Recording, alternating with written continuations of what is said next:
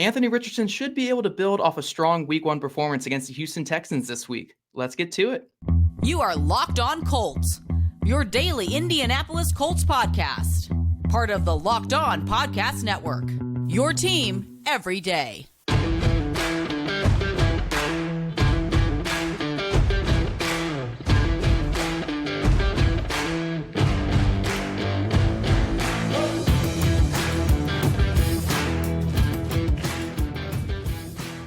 Thank you all for tuning in and making us your first listen of the day. This is your daily podcast covering your Indianapolis Colts, part of the Locked On Podcast Network, your team every day. This show is brought to you by Gametime. Download the Gametime app, create an account, and use code LOCKEDONNFL for $20 off your first purchase. Last minute tickets, lowest price guaranteed. I am Zach Hicks, your guys' favorite co-host here over at Locked On Colts.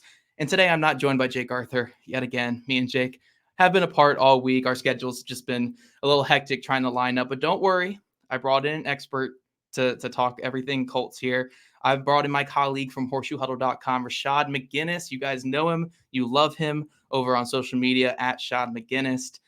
One of the best Colts minds out there, and we've always been happy that we were able to poach him for horseshoehuddle.com. So Shaad is going to drop some info today with me on Anthony Richardson, what we can expect from him in week 2 and what we want to see from him to build off that strong week 1 performance.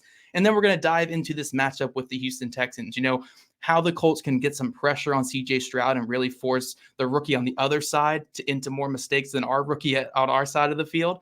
And then we're going to talk about our overall expectations for this Colts team in week 2 and kind of, you know, we're going to learn a lot about this Colts team this week. Are they going to be a bottom feeder and be at the very bottom of the league because they can't beat this Houston Texans team here in week 2 or can't even compete with them?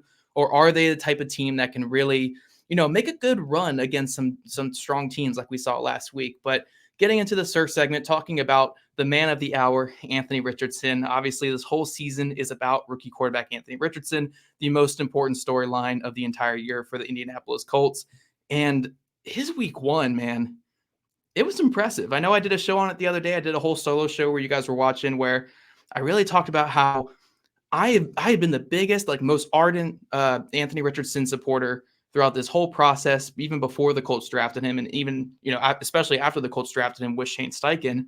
But what I saw in week 1 was much, much better than what I could have ever hoped for in week 1 from him. Like, I think the biggest fear now, though, is when you have this quarterback who's so far ahead of schedule from what you perceived, the fear is will he take that step back to what you expected here in week 2, or can he continually build off that and maybe be the quarterback we all hope for by the end of year 1, by the halfway point of year 1, you know, Shaad? Yeah, and one thing about Anthony Richardson, what we saw in the past, you know, typically quarterbacks do fluctuate with performances, some highs, a lot of highs, a lot of lows. But with Anthony Richardson, you know, when you show him something one time, you know, he tends to not make those same type of mistakes again. That's probably been one of the most impressive aspects. Even when you go back and watch him at Florida, he was the same thing. Like, he'd get fooled once. He was not going back down that road again. In fact, it became a strength. He kind of exploited it whenever you decided to go back to it. And so I kind of see this season maybe in similar fashion. Hopefully, by him being so ahead of where we thought he'd be coming into week 1, that he continued to build on some of those mistakes that he did make, which there were a few naturally, but overall, the growth he's shown, even from just preseason to where he is now, you know, I think speaks volumes about where he has come and how far Shane Steichen has got him prepared for these situations. And to think that, you know, you look back now and it's almost a joke that we was actually considering even starting Gardner Minshew over Anthony Richardson. It's clear to see that the right decision was made in Indianapolis, and this kid needed to play, and he was ready to play. Yeah, you know, it's funny because I think the way I would really break down that first week from him is he wasn't comfortable yet with the NFL, but he was very comfortable in this offense. Like, if you're watching him in this offense, the reads are smooth. He's really progressing through, you know, he was mostly given half-field reads, but he was progressing through those half-field reads. He was really confident setting his feet and throwing it to windows. He ripped a couple passes into really tight windows over the middle of the field that you really like to see, but there were just a couple moments where he just wasn't comfortable with the NFL yet. He got a little skittish in the pocket. That interception, he tried to layer it over a corner that probably works at the college level. It does not work in the NFL there, especially over Tyson Campbell. That's the difference. Yeah, you're not getting that over one of the best young corners in the entire league there. And then other ones, there was a coverage sack early where Josh Allen chased him down from behind. In college, he runs away from that and gets a first down. In the NFL, you're getting tracked down by that backside defensive end because he's that fast. There's a lot of read option plays and RPO plays where he's reading the wrong conflict defender and making the wrong read as a result. So when you're watching him in week one, it's like he's so comfortable in this offense and he looks so smooth and just so much better than what you could have expected, but there's still a ways to go because he's not comfortable in the NFL. So really what you want to see in week two is just a little more comfortability in the NFL game itself. Yeah, because when you notice, and even when you look at the first game, it's not the normal, it's the elite athletes that's making the plays on Anthony Richardson. We're talking about guys like Josh Allen chasing him down, Tyson Campbell. If these are regular guys in these situations, maybe Anthony Richardson does make that play, or maybe he does go for a few extra yards, but I don't think he's caught up to the speed of the elite guys at the NFL level. It's so much baseline play in college where every guy's pretty much, is what it is. And even the elite athletes in college are not more athletic than Anthony Richardson, are not even equally as athletic as Anthony Richardson. But some of these guys he's going to encounter on a week-to-week basis, are just freakish athletes as well in their own right. But I think, like, as far as the technical things, like I told you earlier, I was more concerned about how he was going to look in the quarterback aspects, like the drop back passing game. I was afraid the Colts go down. Will he be able to kind of lean away from the RPO? And when he's asked to do traditional quarterback thing, he was fine in those regards. I mean, the completion percentage stuff that everybody harped on, at one point in the game, he was 15 for 19, I believe. Like, you can put that stuff away.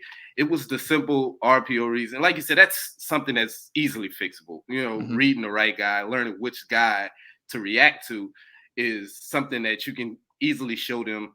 And it's only so many ways you can defend the RPO as well. So it's not like he'll be asked to read multiple different guys in certain situations. It's only a couple of guys that, you have to watch out for in those situations. And I think once he gets those things under control, that he'll be a lot more efficient. The stuff he did do well, though, you can see the feel in the pocket is just as good as it was when he was in college. The stuff you really like about him is there, the athletic ability, the Superman run. I know people harped on him for not protecting his body enough. I mean, but outside a couple of plays, in my opinion, was maybe the early run, the first one in the beginning, and the one at the very end. You like to see him take better hits, take better care of his body. But other than that, I thought he was fine. Yeah. I know people are panicking saying they shouldn't run him anymore. I don't think you can strip that away from him. A guy, it's like asking, Superman to not fly or whatever, taking his superpower away. But I think he'll be fine moving forward. Like you said, the big parts, the things that we thought he would have issues with, he's actually way ahead of the curve in that area. And I can't wait to talk about CJ Stroud as well, because I think Anthony Richardson outshined him in some facets of the game that I thought CJ Stroud would be way ahead of him on. Yeah. And then real quick here, before we get out of the segment here, Shaad, you and I, let's talk about kind of what we want to see from Richardson in week two to make this a successful week two, like it was a successful week one here a week ago. I think the biggest thing for me is really him just still looking that comfortable in the pocket, still looking comfortable within the game plan and the offense, but then just adding a little bit more aggressiveness to be more confident ripping those passes down the field. Because we saw it it was probably a handful of plays where he layered it over a linebacker, ripped it past them for a good intermediate completion. We didn't really see any downfield shots, even though there were a couple opportunities where he maybe could have taken a shot. I just want to see him more confident in that anticipation, more confident in that aggressiveness. And you know what? If he throws an interception doing that, that's fine. That's part of learning. That's part of this. I want to see just a little bit more aggressiveness and obviously some improvement in the RPO and read option game. But as long as he does that and still builds off what he just did in week one, I'm feeling incredible about this young quarterback. Yeah, those are two of the things I'm looking forward to as well. And kind of to expound on your first point, that's a strong point of a guy like Alec Pierce, and people wonder why he wasn't targeted as much and they said he disappeared. It's because they didn't go down the field, which is, really, I don't want to say he's a one-trick pony at this point of his career, but that's his best ability is to track the deep ball and go up and make a play, especially in one-on-one situations. And I think there was a couple there when you go back and watch, but Anthony Richardson just kind of didn't want to pull the trigger on them for whatever reason. Probably first game, I want to be safe. Let's not mess it up.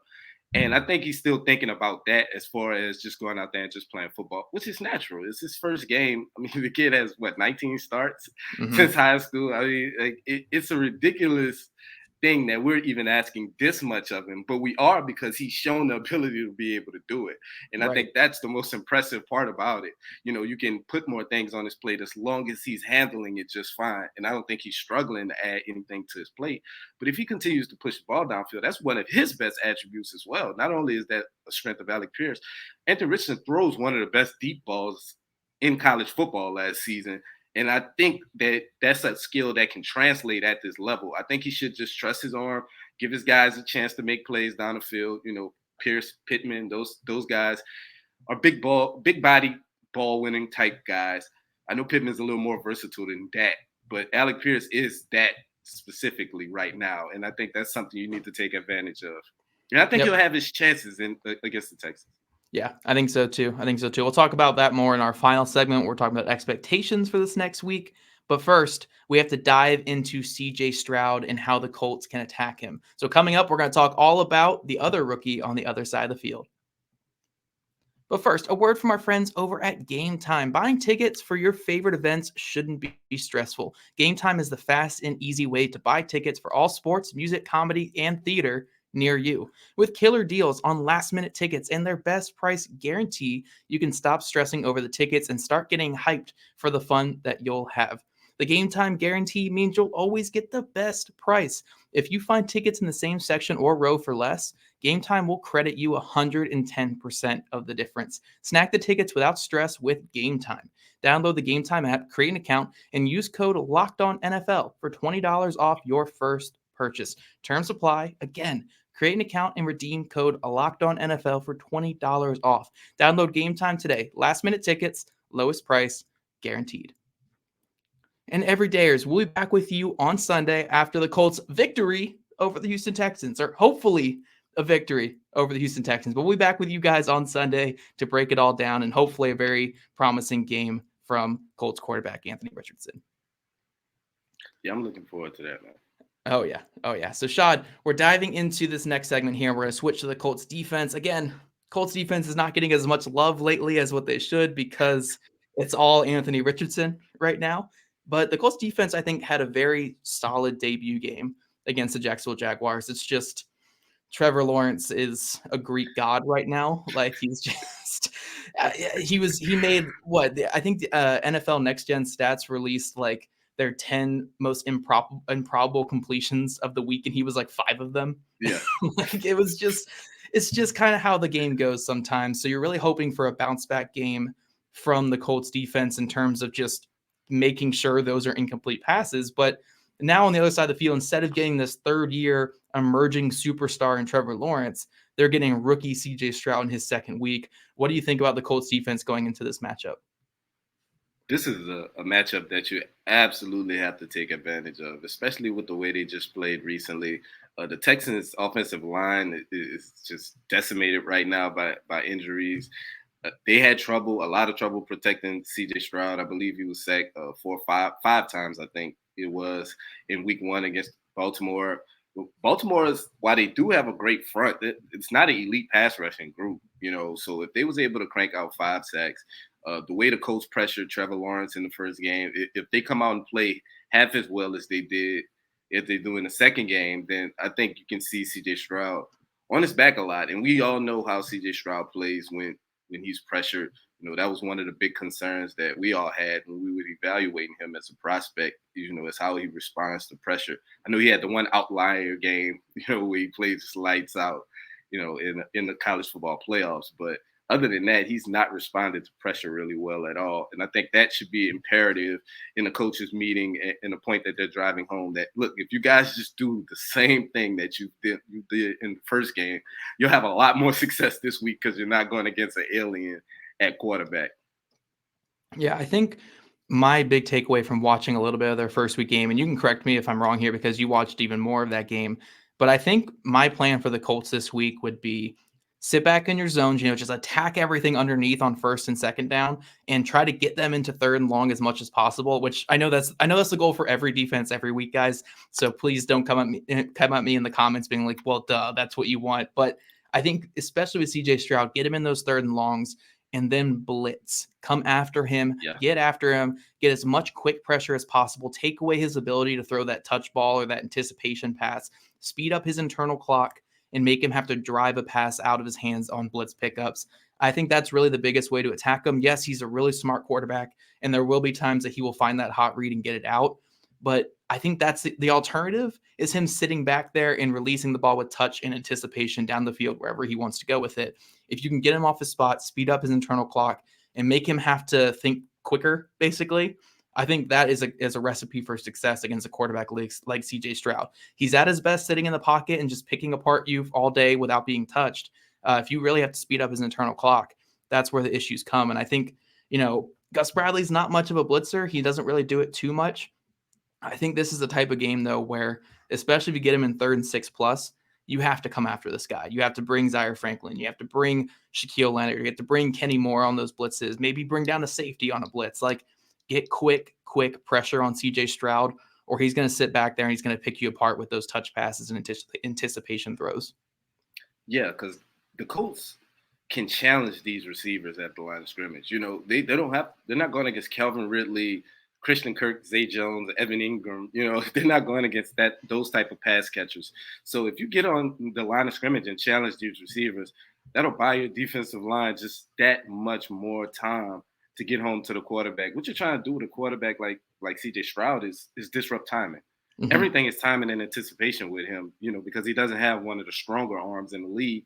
He needs everything to be on schedule. And the second is not, he gets chaotic, he gets frantic, and that's exactly what you want to do as a defense. The way these cornerbacks and safeties played in game one, I actually saw them more at the line of scrimmage than I probably did all season last year. So it's obvious Gus is willing to adjust. I mean, we saw it last year with the way he called the defense. He was a little more varied in what he was doing on the back end. So if he continues to do those type of things and disrupt that timing, I think you see a CJ Stroud that shows signs of just he's a bit, I don't want to say skittish, but he gets erratic, when he's being pressured. And the best thing about him is his accuracy, and that's no longer a skill set of his when he's under pressure. Yeah. And again, CJ Stroud, phenomenal young quarterback. I thought he had a really solid game in week 1, but the Texans offensive staff kind of wants to be like the way the Colts staff was in week 1, where it's like they want to protect their rookie from making too many mistakes early on. So it's a lot of scheme touches. It's a lot of getting the ball out of his hand quick and letting the pass catchers do their thing. Yes, there were moments where he was releasing the ball with touch and accuracy down the field. I'm not saying he didn't do that at all. But like Richardson, that the average depth of target was much lower than other quarterbacks around the league because they're just trying to get that ball out. So I think the biggest thing the Colts can do is don't give the Texans yards after the catch. Make every single completion that Stroud is like, every single time that he's completing a pass, make sure the ball is stopping there. Be ball stoppers in this game. I don't care if he completes 70, 80% of his passes in this game. I don't care if it's Matt Eberflus type game from the defense where, he's completing almost every pass, but as long as the ball is stopping when it's getting out of his hand and you're eliminating those yards after catch, that's how you're going to stop this offense right now. Because again, they're really relying on the run game, which they couldn't do in week 1 because they were trailing. And then the quick game, the wide receiver screen game, the quick little mesh routes over the middle, that's what they're kind of relying on right now. So if you can be ball stoppers and force that into a 3rd and 7, 3rd and 8, and then bring the blitz, I think that is the recipe for success against CJ Stroud. Good young quarterback, not saying anything bad about him at all, but he's not Trevor Lawrence. He's not Trevor Lawrence. He's not a guy who is going to drive a 300-mile-per-hour ball in between 2 zone defenders that are crashing into each other. That's just not what CJ Stroud is, because there's like 3 guys like that in the NFL. Even Anthony Richardson's not that right now because he doesn't have that kind of placement or timing yet. So you're not playing against Trevor Lawrence. You got to play this game a little bit different. But I think if the Colts defense plays as well as he did last week, and they're as tight in their zones as they were last week, those balls won't be flying by them to receivers. They'll be able to knock them away or maybe make some plays with the balls. Yeah, man, this week is all about being patient. The guy's going to give you one. If you continue to get pressure on him, he's going to give you a couple, actually. It's just who he is as a player right now, and it's just due to inexperience. Once he gets more comfortable, he's going to be a cerebral type of guy moving forward, in his career. For him to have success, he's going to be dissecting guys. He's going to be in the Joe Burrow, Dak Prescott, the type of way he wins with his arm. Ball placement is going to be freakishly good. But that's not until he gets a lot more comfortable than what he is right now. And you have to take advantage of that inexperience. The same way Jacksonville did to Anthony Richardson in some facets. You want to do the same thing to C.J. Stroud. And the more pressure you get on him, because I do think you'll be able to get pressure with 4. But in those, like you said, those 3rd and 7, 3rd and 8 situations, if you can send an extra guy just to have him think that much more or hold on to the ball 1 second longer to give your guys a chance to get home, then I think that's something you have to exploit and something you have to do in these situations, because he's not going to be able to handle that, at least not now. And maybe, who knows, we're having a different conversation by the time these guys play again. But for right now, I think it's pretty safe to say that the more you pressure C.J. Stroud, the more likely it is for him to give you a turnover or make an errant pass. Yeah, for sure. Now, coming up, guys, we're going to talk about our overall expectations for this next week. We talked about the 2 young quarterbacks, but do the Colts come away with a win in this one? We'll find out here in just a second. But first, this show is sponsored by BetterHelp. I don't know if I've actually ever told you guys on this show before, but for a couple years there, from the time I was 18 until I was 20, I was an insomniac. I did not sleep much at all. I slept like 20, 25 hours a week. Like, it was a really, really unhealthy, terrible time. And it's just one of those things where your mind is racing so much at night. You really can't focus. You can't sleep. You can't just get inactive at all. And sometimes the answer to that, and just getting better than that, is just talking it out with someone. That's kind of what therapy's for. So do you ever find yourself just like that? As you're trying to fall asleep, your brain just suddenly won't stop talking or moving around? Do your thoughts start racing right before bed or other inopportune moments? That's why you got to just talk them out with someone like BetterHelp. Therapy gives you a place to do all of that, so you can just get out of your negative thought cycles and find some mental and emotional peace. If you're thinking about starting therapy, give BetterHelp a try. It's entirely online, designed to be convenient, flexible, and suited to your schedule. Just fill out a brief questionnaire and get matched with a licensed therapist, and switch therapists at any time for no additional charge. Get a break from your thoughts with BetterHelp. Visit BetterHelp.com/LockedOn today to get 10% off your first month. That's BetterHelp, HELP.com/LockedOn. And guys, testing my skills on PrizePicks this football season is the most exciting way to play daily fantasy sports. If you have the skills, you could turn $10 into $250 with just a few taps. PrizePicks is a really simple way to play. I can make my picks and submit my entry in less than 60 seconds, which, again, I have the attention span of a goldfish. That's perfect for me. I only need 60 seconds because that's all I can give any activity. So quick withdrawals, easy gameplay, and an enormous selection of players and stat types are what makes PrizePicks the #1 daily fantasy sports app. Go to prizepicks.com/LockedOnNFL today and use promo code LockedOnNFL for a first deposit match up to $100. PrizePicks, daily fantasy sports made easy. All right, Shaad. So Colts, Texans, the last time these two teams played, it was the most fabulous ending to a game we've ever seen. One of the most hilarious moments ever. And it landed the Colts their franchise quarterback. The whole thing that happened at the end of that game, where Rodney Thomas whiffs on the Hail Mary type ball at the end of the game, it led to the Colts getting Anthony Richardson.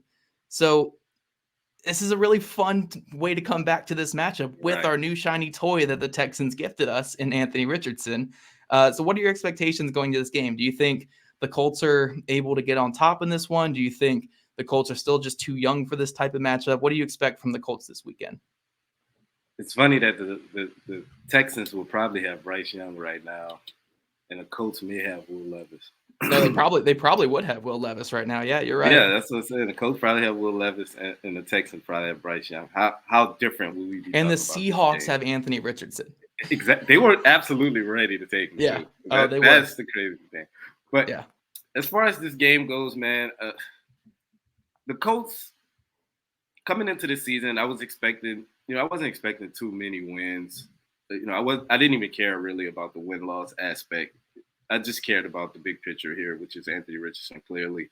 But seeing where he is week one, some of those bottom feeding teams that you see on the schedule, you may start to expect some wins. And I'm probably going to shock a couple people. I'm expecting the Colts to win this game coming up. I think the Colts will score a little bit more than they did last week against Jacksonville. And I just don't think they'll be going against as good of a defense as the Jaguars is. And I don't think the Jaguars is some world beater on defense by no means. I just think the Texans are still trying to figure a lot of things out on that side of the ball. I know they have a new defensive-minded head coach with D'Amico Ryans, a guy I have a tremendous amount of respect for, and they brought over a couple of veterans. And they got some intriguing young players, Derek Stingley. But I just think the Colts will be able to build on what they've done last week.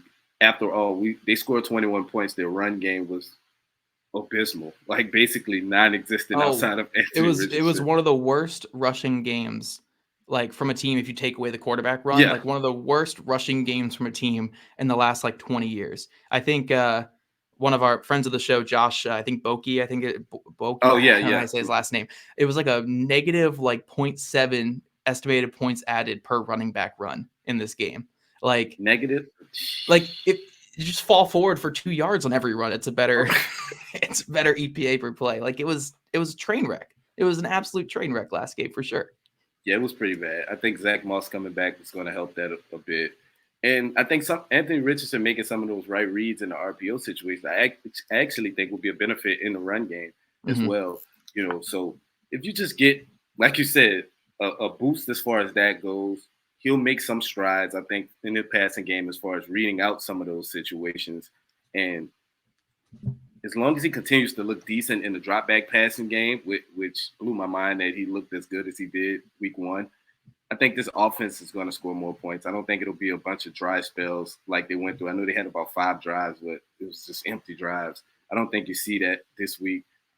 On defense is where I think the Colts really dominate this football game. I think they'll take advantage of a Texans offense that's still trying to figure out their identity. A lot of things they try to do as far as using Dameon Pierce on first and second down in his own run game just wasn't working. The Ravens guarded it pretty well. I think the Colts will do the same. And like you said, with the passing game, it's all about getting pressure on C.J. Stroud. And I think the Colts find a way to do that. I think the Colts end up winning this game 27-17. Okay.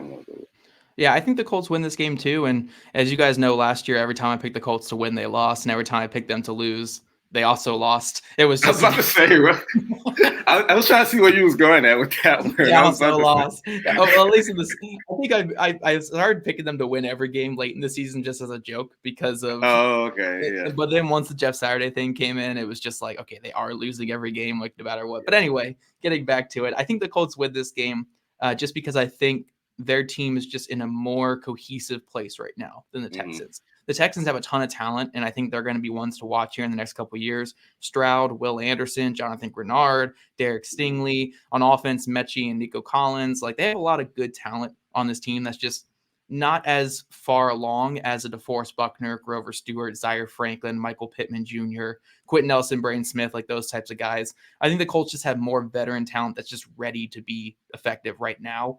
And then also Anthony Richardson looked good. So like if Anthony Richardson would look like very volatile and bad, I guess, in week one, then I would say the Texans probably have the edge here. But because he came out and looked good in week one, the expectations have to be pretty high going into this week 2 game. Now, again, they could have a letdown game. They had a lot of letdown games over the Frank Reich era. They had a lot of letdown games last year too. And you never know with a young quarterback like Richardson, he could take a big step back this week, and then we have to go from there. But I expect him to continue what he's been doing. I expect there to be a lot of good things from this Colts offense. And, at the end of the day, they were winning in the fourth quarter against a playoff-bound Jacksonville Jaguars team last week. And that was with them going, 2 of 12 on third down on offense, 1 of 5 on fourth downs in that game. And I believe they had like a 64% of their drives were 3 and outs. Like their offense was not good last week at all, despite the positive flashes. It was not good. And they still were leading that game going into the fourth quarter against a really good Jaguars team. So, yeah, I think something like 27-17 works. I'll say 27-20 Colts in this game. I think they'll have, it'll be like a 1-score game late, but I do like the Colts in this matchup, and I think this will be a great first win for Anthony Richardson. But you guys let us know in the comment section, do the Colts get their first victory of Anthony Richardson's career this weekend? Let us know there. And everydayers, again, we'll be back here on Sunday after the game, talking all things Colts, Texans, and hopefully, again, celebrating the Colts' first victory of the year. Shaad won't be here, unfortunately, but Shaad, I do appreciate you joining the show today. If you guys don't already, go follow him on social media at Shaad McGinnis. He's doing some great work for us, also at horseshoehuddle.com. And you guys can also follow our show here at Locked On Colts and at Zach Hicks 2 and at Jake Arthur NFL, all on social medias. Also, subscribe to our YouTube channel or wherever you listen to your podcasts. We'd love your guys' ratings and reviews, and we'll see you guys back here on Sunday after the game.